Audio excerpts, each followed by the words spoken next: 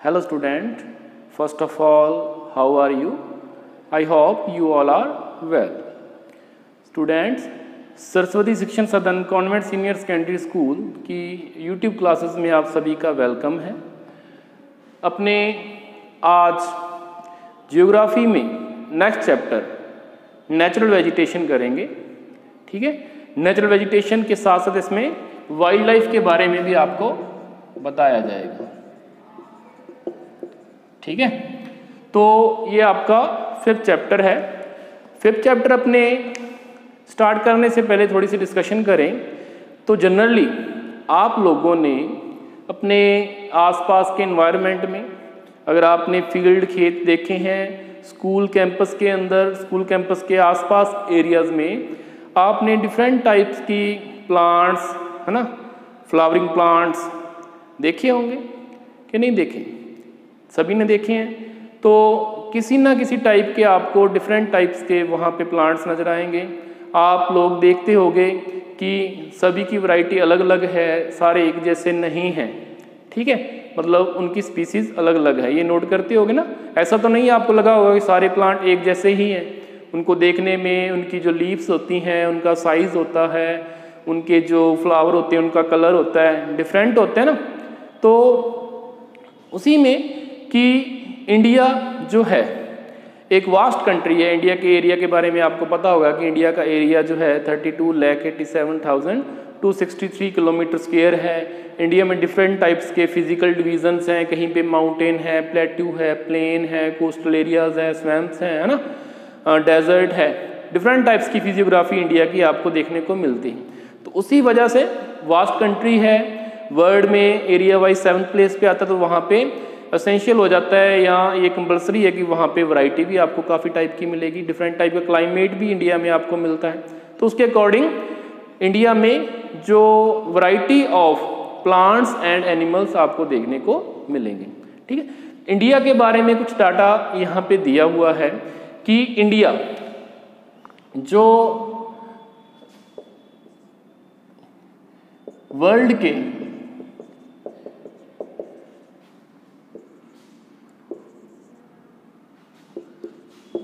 Mega diversity country है, ठीक है। उसमें इंडिया एक शामिल होता है, ठीक है। जो वर्ल्ड के 12th मेगा डाइवर्सिटी कंट्रीज़ हैं उसमें इंडिया का एक जो प्लेस है वो यहाँ स्थान आता है। मतलब 12 जो ज़्यादा मेगा डाइवर्सिटी रीजन है, मेगा बायोडाइवर्सिटी रीजन है, उसमें एक इंडिया भी आपका शामिल होता है, ठीक। तो इसके बाद अपने बात करें तो इंडिया में 47,000 प्लांट स्पीसीज है। 47,000 प्लांट स्पीसीज है, जिसके बेस पे अपने कह सकते हैं कि इंडिया का 10th प्लेस है वर्ल्ड में, है ना, और 4th प्लेस है इंडिया का एशिया में। ये इंडिया में जो प्लांट की स्पीसीज है वो 47,000 मिलती है, उसमें 10th प्लेस वर्ल्ड में है और 4th प्लेस एशिया में आता है। इसके अलावा अपने कह सकते हैं कि 15,000 स्पीसीज जो है वो flowering plant species, flowering plant की स्पीसीज इंडिया में मिलती है। और इसके अलावा जो नॉन फ्लावरिंग प्लांट्स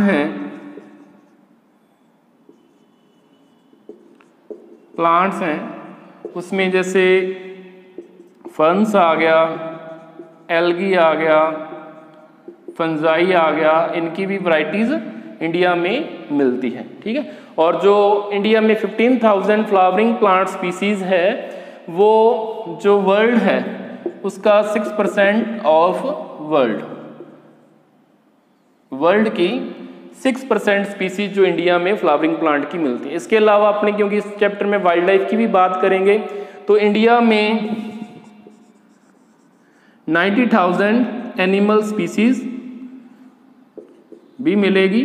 और इंडिया में many species of fish in fresh water and marine water. ठीक है, मैराइन और फ्रेश वाटर स्पीसीज की इंडिया में मैनी स्पीसीज फिश की भी मिलती है, 90,000 एनिमल स्पीसीज मिलती है ना। नॉन फ्लावरिंग प्लांट्स की मैनी स्पीसीज मिलती हैं जिसमें फर्न्स, एल्गी, फंजाई आते हैं। 15,000 फ्लावरिंग प्लांट स्पीसीज मिलती है जो वर्ल्ड का 6% है, और 47,000 प्लांट स्पीसीज मिलती है जिसमें इंडिया 10th प्लेस है वर्ल्ड में और 4th प्लेस है एशिया में। अब आपका ये कुछ डाटा हो गए। अब अपना मेन जो टॉपिक है वो स्टार्ट करते हैं, नेचुरल वेजिटेशन।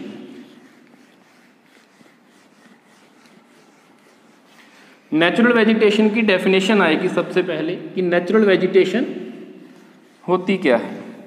ठीक है, तो अपने सबसे पहले डेफिनेशन लिखें, natural vegetation. Natural vegetation refers to a plant community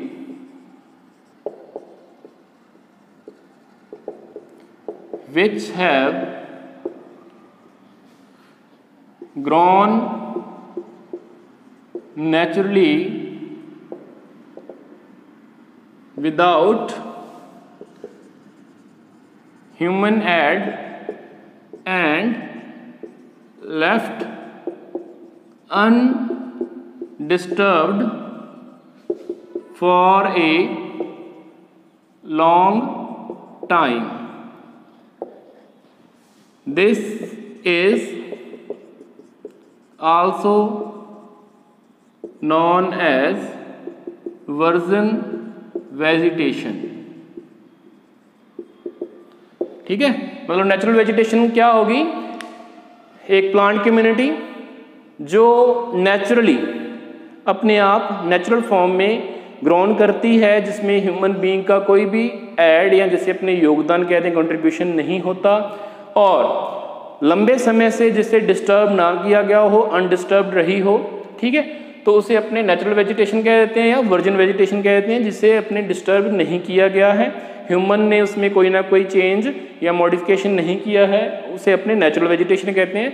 तो इसके अकॉर्डिंग जो भी आप खेतों में डिफरेंट टाइप्स की क्रॉप्स देखते हो, ऑर्चिड्स देखते हो, फ्रूट प्लांट्स देखते हो, ठीक है, जो ह्यूमन बीइंग के द्वारा लगाए जाते हैं, वो वेजिटेशन में तो आते हैं लेकिन वो नेचुरल वेजिटेशन में नहीं आते। एक चीज़ इसमें और भी बताई गई है कि जो वर्जिन वेजिटेशन जैसे इंडिया में ही है, ऑलरेडी इंडिया की ही स्पीसीज है, तो उसे अपने क्या कह देते हैं, एंडेमिक। ठीक है, एंडेमिक और इंडिजिनस। और जो इंडिया की नहीं है, किसी दूसरे देश से लाई गई है, ठीक है, फॉरेन स्पीसीज है, प्लांट स्पीसीज है, उसे अपने क्या कहेंगे, एक्सोटिक स्पीसीज। ठीक है, और थोड़ा सा सिंपल सा टर्म है इसमें कि जो प्लांट कम्युनिटी होती है, वैरायटी ऑफ प्लांट्स है, उसे अपने क्या कहते हैं, फ्लोरा। ये तो आप लोगों को पता ही होगा। और वैरायटी ऑफ एनिमल्स है, उसको अपने क्या कह देते हैं, फोना। तो जो इंडिया में variety of flora and fauna की स्पीसीज मिलती हैं, ठीक है, वो वैरायटी क्यों आई, उस वैरायटी की वजह क्या है, या उस वैरायटी को लाने में कौन कौन से जो फैक्टर हैं वो अपना अफेक्ट डालते हैं, उन फैक्टर्स की अपने बात करते हैं। ठीक है, जो डिफरेंट टाइप्स की variety of flora and fauna है उसकी वजह क्या क्या है। तो उसमें सबसे पहले आपका आ जाएगा रिलीफ फैक्टर में, सबसे पहले आ जाएगा रिलीफ। ठीक है, रिलीफ में आएगा आपका लैंड। आप लोग देखते होंगे कि डेजर्ट रीजन में, प्लेन रीजन में, प्लेट्यू रीजन में, माउंटेन रीजन में, है ना, वेट रीजन में, ड्राई रीजन में डिफरेंट टाइप्स की वेजिटेशन मिलती है, सिमिलर टाइप की वेजिटेशन आपको नहीं मिलेगी। ठीक है, तो ये किसका इफेक्ट होता है, लैंड का, कि लैंड की जो हाइट है सी लेवल से कम है, ज़्यादा है, या किस टाइप की उसकी, है ना, जो टेरियन की नेचर है वो किस टाइप की है, तो उसके अकॉर्डिंग वहाँ पे आपको वेजिटेशन मिलेगी। जनरली क्या होता है कि जो प्लेन एरियाज होते हैं वहाँ पे आपको फॉरेस्ट या वेजिटेशन, नेचुरल वेजिटेशन बहुत कम देखने को मिलती है, क्योंकि उसे किसके लिए यूटिलाइज कर लिया जाता है, एग्रीकल्चर के लिए। जो नेचुरल वेजिटेशन है वो आपको अंडोलेटिंग या रफ टोपोग्राफी पे मिलती है। यहाँ पे एग्रीकल्चर करना इजी नहीं होता या एग्रीकल्चर नहीं हो सकती, वहाँ पे आपको क्या मिलेगी, ये जो नेचुरल वेजिटेशन है उसका टाइप आपको वहाँ देखने को मिलता है, और इसमें वैरायटी भी रहती है अलग अलग लैंड फीचर के अकॉर्डिंग। दूसरा है रिलीफ फीचर में आपका पॉइंट जो है वो है सॉइल। ठीक है, अब सॉइल की वैरायटी के अकॉर्डिंग भी डिफरेंट टाइप्स के आपको वैरायटी ऑफ स्पीसीज मिलती है। जैसे फॉर एग्जांपल अपने बात करें जो सैंडी सॉइल होती है, तो सैंडी सॉइल में आपको जो अपने कह सकते हैं एरिड वेजिटेशन टाइप की मिलती है वेजिटेशन, जिसमें आपको जो स्पाइन वाले या बुशेस हो गई या जिनकी ऐसे प्लांट्स जिनकी जो लीव्स होती हैं या तो होती नहीं या स्पाइन की फॉर्म में होती हैं ना, कैक्टस हो गया है ना, जिसमें मतलब जो अपने कह सकते हैं कि सैंडी इन्वायरमेंट को या ड्राई इन्वायरमेंट को सहन करने वाली होती हैं, या जो एरिड सॉइल में या सैंडी सॉइल में अच्छे से ग्रोन कर सकती हैं, है ना, उसके अकॉर्डिंग अडाप्टेशन कर सकती है। और आपको एक तरफ जैसे ये तो बिल्कुल ड्राई या सैंडी सॉइल होगी, एक तरफ आपको स्वैम्पी या मार्शी मिलती है सॉइल, है ना, जैसे सुंदरबन डेल्टा में मिलती है, तो वहाँ वेजिटेशन का टाइप क्या होगा, मैनग्रोव टाइप की वेजिटेशन आपको मिलेगी। अगर हिल स्लॉप है तो हिल स्लॉप में आपको कैसी वेजिटेशन मिलेगी, अल्पाइन टाइप की वेजिटेशन मिलेगी। तो लैंड के अकॉर्डिंग अलग अलग टाइप की और सॉइल के अकॉर्डिंग भी अलग अलग टाइप की। जैसे अपने बात की है सैंडी सॉइल, तो सैंडी सॉइल में आपको बुशेस मिलेगी, कैक्टस मिलेगा, और मार्शी एंड स्वैम्पी सॉइल जो है उसमें आपको मैनग्रोव वेजिटेशन मिलेगी, और जो हिल स्लॉप है with some depth of soil, वहाँ पे आपको अल्पाइन वेजिटेशन मिलेगी। ठीक है, तो ये रिलीफ फीचर के अकॉर्डिंग थोड़ा सा वेरिएशन आपको देखने को मिल जाता है। इसके बाद अपने बात करें तो नेक्स्ट पॉइंट आ जाएगा आपका रिलीफ के बाद क्लाइमेट। ये मेनली दो ही फैक्टर हैं जो फ्लोरा एंड फौना के टाइप को अफेक्ट करते हैं। तो सेकंड आ जाएगा क्लाइमेट। क्लाइमेट में फर्स्ट है टेम्परेचर।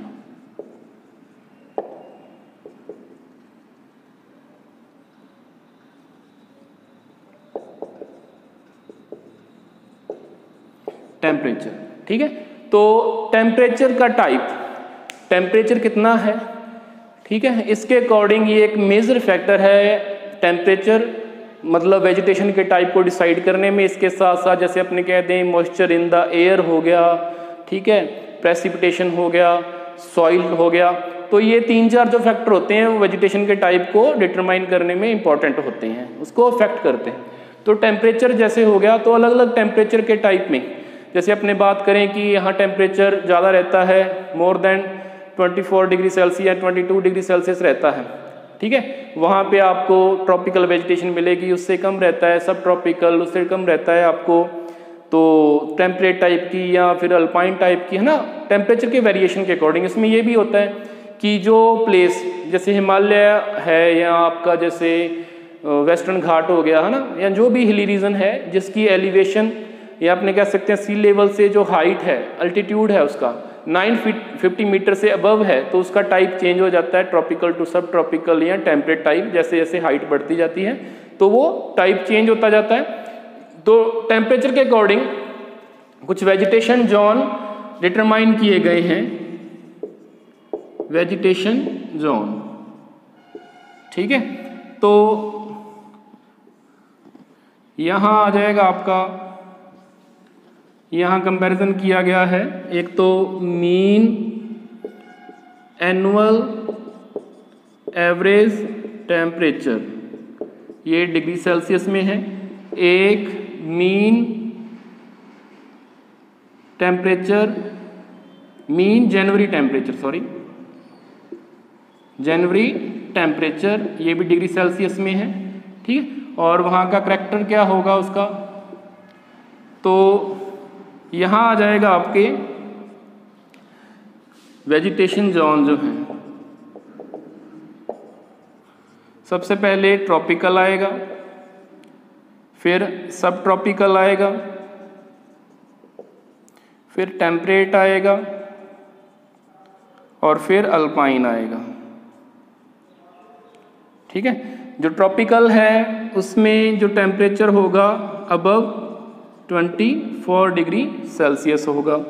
सब ट्रॉपिकल में between 17 degree to 24 degree Celsius होगा और इसमें 7 डिग्री टू 17 डिग्री सेल्सियस होगा और इसमें बिलो आ जाएगा 7 डिग्री सेल्सियस। और जनवरी टेम्परेचर में आ जाएगा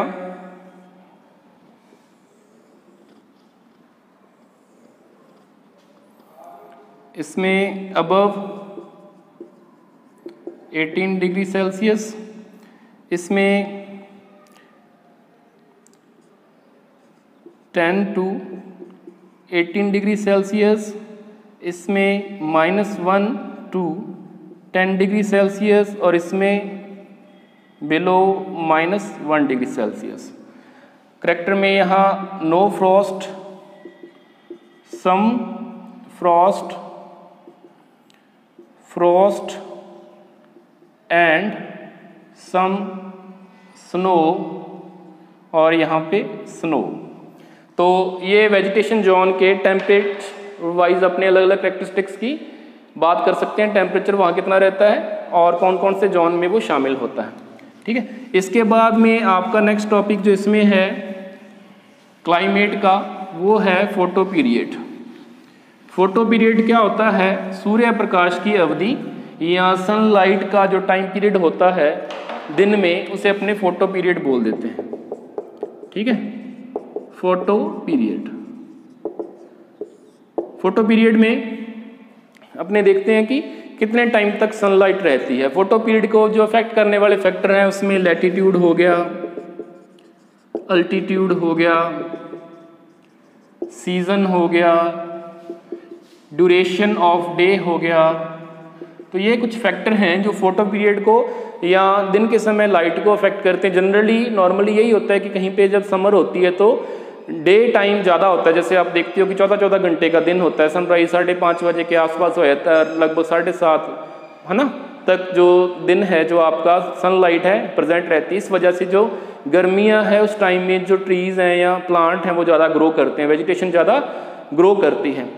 ठीक है, तो इसके ऊपर लैटिट्यूड का इफेक्ट कि जैसे अपने इक्वेटर से पोलर रीजन की ओर जाएंगे सनलाइट ड्यूरेशन धीरे धीरे कम होती जाएगी। अल्टीट्यूड में भी जैसे नीचे से ऊपर की ओर जाएंगे अपने तो सनलाइट का इफेक्ट कम आएगा।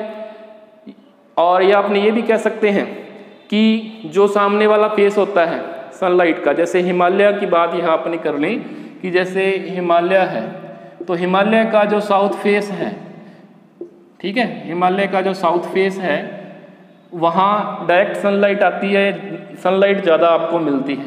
और उसका जो नॉर्थ फेस है वहाँ सनलाइट कम मिलती है। इस वजह से जो साउथ फेस है, साउथ पार्ट है हिमालय का, साउथ स्लोप है, साउदर्न स्लोप है, वहाँ पे आपको थिक वेजिटेशन मिलेगी। नॉर्थ स्लोप में आपको बहुत कम वेजिटेशन या स्पेशली डिस्ट्रीब्यूटेड जो वेजिटेशन है वो आपको मिलेगी, है ना। सीज़न की बात आएगी कि गर्मियों के सीज़न में डे लाइट ज़्यादा रहती है, दिन का जो अवधि है डे ड्यूरेशन वो ज़्यादा रहती है इस वजह से, है ना। और ड्यूरेशन ऑफ डे की अपने बात कर रहे हैं कि जितना ज़्यादा दिन बड़ा होगा उतनी ही ज़्यादा सनलाइट आपको मिलेगी या फोटो पीरियड उतना ही ज़्यादा बड़ा होगा। और एक पॉइंट है उसमें क्लाइमेट में लास्ट, उसमें आ जाएगा प्रेसिपिटेशन। इंडिया की ही अपने बात कर रहे हैं तो इंडिया में प्रेसिपिटेशन मेनली क्या होता है? ऑनसेट ऑफ मानसून जो आपका जो टाइम पीरियड होता है मेनली जून से लेकर सितंबर तक का, वहाँ पे रेनफॉल होता है। या जब रिट्रीटिंग मानसून होता है अक्टूबर नवंबर में तभी रेनफॉल हो जाता है। ठीक है, तो ये 5-6 महीने जो है इंडिया में रेनफॉल के होते हैं। जिस जगह पे ज़्यादा रेनफॉल होगा वहाँ पे वेजिटेशन आपको ज़्यादा थिक मिलेगी, यहाँ पे रेनफॉल कम होगा वहाँ पे वेजिटेशन आपको कम मिलेगी। ज़्यादा रेनफॉल कहाँ होता है? वेस्टर्न घाट का वेस्टर्न स्लोप हो गया, आसाम रीजन हो गया, वहाँ ज़्यादा रेनफॉल होते हैं तो वहाँ पे ज़्यादा थिक वेजिटेशन आपको मिलती है। जैसे राजस्थान है वहाँ कम रेनफॉल होता है, लद्दाख रीजन है वहाँ कम रेनफॉल होता है, लेह लद्दाख रीजन में तो आपको वहाँ वेजिटेशन मिलती ही नहीं है या बहुत कम वेजिटेशन मिलती है। ठीक है, तो इसका एक एग्जांपल और भी आता है, जैसे अपने हिमालय का यहाँ दिया था तो वैसे वेस्टर्न घाट का एग्जांपल अपने लें तो ऐसे वेस्टर्न घाट है वेस्टर्न घाट की जो ये वाली स्लोप है वहाँ तो आपको थिक वेजिटेशन मिलती है। क्यों मिलती है? क्योंकि यहाँ रेनफॉल ज़्यादा होता है। क्लाइमेट वाले चैप्टर में आपको मैंने एक्सप्लेन किया हुआ है। और जैसे ही अपने उसकी दूसरी स्लोप पे जाते हैं, लीवार्ड साइड स्लोप पे जाते हैं, तो वहाँ रेनफॉल कम हो जाता है और इसकी वजह से वेजिटेशन की थिकनेस है वो भी कम हो जाती है। ठीक है, अब अपने बात कर लें आगे के टॉपिक में, इम्पॉर्टेंस ऑफ नेचुरल वेजिटेशन। तो इम्पॉर्टेंस ऑफ नेचुरल वेजिटेशन में आप डायरेक्ट इनडायरेक्ट बेनिफिट जो फॉरेस्ट के हैं या नेचुरल वेजिटेशन के हैं कुछ जनरली आपको पता ही होगा इम्पॉर्टेंस क्या क्या होती है नेचुरल वेजिटेशन की। ठीक है, तो जो नेचुरल वेजिटेशन है वो अपने जो इन्वायरमेंटल सिस्टम है, ठीक है, उसको बैलेंस बना के रखती है, उसको स्टेबल बना के रखती है। क्योंकि जो उसका कंपोजिशन ऑफ इन्वायरमेंट है, गैसेस कंपोजिशन है, उसको मेंटेन करके रखती है। कार्बन डाइऑक्साइड के लेवल को कम रखती है, ऑक्सीजन के लेवल को प्रॉपर रखती है, तो वो उसको बैलेंस करके रखती है। एक ये बात हो गई। उसके अलावा अपने कह सकते हैं सॉइल इरोजन को कंट्रोल करती है। ठीक है, जो वाटर स्पीड है, विंड स्पीड है, उसको भी रोकती है, चेक करती है। यहाँ पे ट्रीज लगे होते हैं, वहाँ पे वाटर और विंड स्पीड कंट्रोल होती है। इसके अलावा जो उसकी लीव्स हैं उससे सॉइल को ह्यूमस कंटेंट अवेलेबल होता है। ठीक है, ये भी इसमें आ गया। उसके अलावा वेजिटेशन से अपने को जो डिफरेंट टाइप्स की कम्युनिटीज़ हैं उसको एम्प्लॉयमेंट मिलता है, डिफरेंट टाइप का फूड, फॉडर, है ना, अपने टिम्बर, फ्यूल, वुड, ये भी मिलती है। ऑक्सीजन की बात अपने कर ही ली। या डिफरेंट टाइप्स के अपने कह सकते हैं कि जो मेडिसिनल वैल्यूज़ की अपने को प्लांट्स होते हैं वो भी जो वेजिटेशन, नेचुरल वेजिटेशन से ही अपने को मिलते हैं। ठीक है, तो ये अपने एनवायरनमेंट को भी सेव करके रखते हैं, रेनफॉल लाने में हेल्पफुल होते हैं। डायरेक्ट इनडायरेक्ट इफेक्ट की अपने बात करें तो ये नेचुरल वेजिटेशन की अपने लिए इंपॉर्टेंस हो गई। अब इंडिया में नेचुरल वेजिटेशन की अपने बात करें तो धीरे धीरे इंडिया में जैसे जैसे पॉपुलेशन इंक्रीज हो रही है तो उससे नेचुरल वेजिटेशन को लॉस भी हो रहा है। लोग एग्रीकल्चर के लिए, इंडस्ट्री के लिए, ठीक है, या सेटलमेंट इस्टेब्लिश करने के लिए फॉरेस्ट को कट कर रहे हैं या फॉरेस्ट को डिस्टर्ब कर रहे हैं। बहुत कम ऐसे प्लेस हैं या अनअसेसिबल प्लेस हैं जैसे हिमालयन रीजन हो गया, सेंट्रल इंडिया हो गया, है ना, या डेजर्ट रीजन का कुछ पार्ट हो गया। यहाँ पे जो वेजिटेशन है उसमें ह्यूमन बीइंग ने कोई उसे डिस्टर्बेंस नहीं किया है। बाकी हर जगह ह्यूमन बीइंग ने उसे मॉडिफाई करने की या उसमें कोई ना कोई इन्वॉल्वमेंट अपनी की है, उसे इफेक्ट किया है। तो जैसे आगे भी अपने पढ़ेंगे इस चैप्टर में, तो वेजिटेशन अपने लिए जैसे उसकी इंपॉर्टेंस अपने पढ़ी है, अपने के लिए इकोनॉमिकली, इन्वायरमेंटली, है ना, सोशली उसका बहुत ज़्यादा इंपॉर्टेंस है। तो इसके लिए अपने को जो वेजिटेशन है, नेचुरल वेजिटेशन, उसको सेफ रखना चाहिए। ठीक है, और इसके अलावा अपने को ये चाहिए कि अपने घर में, खेतों में अपने को नए नए प्लांट भी लगाने चाहिए जिससे जो अपना एनवायरनमेंट है वो सेफ रहेगा, ग्लोबल वार्मिंग पे कंट्रोल रहेगा, ओजोन लेयर डिप्लेशन नहीं होगा, है ना, ग्रीन हाउस इफेक्ट कम होगा। तो अपने को प्लांट लगाने चाहिए, प्लांटिंग करनी चाहिए। एक यहाँ थोड़ा सा डाटा भी दे रखा है कि इंडिया में जो फॉरेस्ट कवर है, फॉरेस्ट कवर इन इंडिया कितना है, 21.05%। तो ये कुछ डाटा हो गए, चैप्टर हो गया आपका, यहाँ तक का पार्ट हो गया, आज का टॉपिक हो गया। इससे नेक्स्ट जो आपका टाइप्स ऑफ वेजिटेशन अपने नेक्स्ट क्लास में करेंगे। तो यहाँ तक अगर आपको कुछ ना समझ में आया तो आप पूछ सकते हो।